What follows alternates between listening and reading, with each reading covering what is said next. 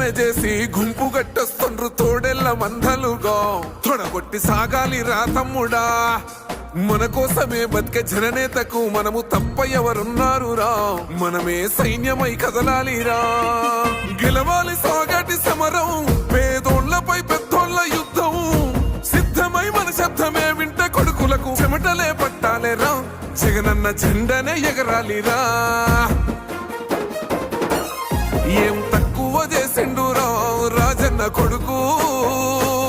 కోరి పథకాన్ని పంపిండురా పేదింటి వరకు